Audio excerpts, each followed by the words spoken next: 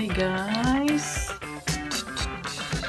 I'm just preparing to go to Leicester Square to the cinema because I was invited to have a look at the movie at Prince Charles Cinema.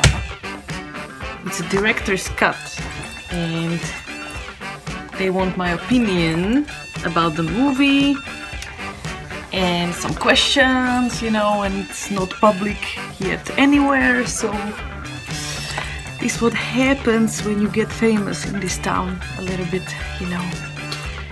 So I'm off to cinema, to Leicester Square, and by the way, there is a movie, huge premiere of one of the most expected movies of this decade, maybe, Once Upon a Time in Hollywood by Quentin Tarantino.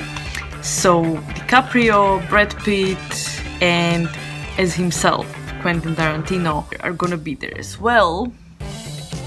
So maybe I'm gonna go and say hi to them as well. So, okay, I'm off to the city.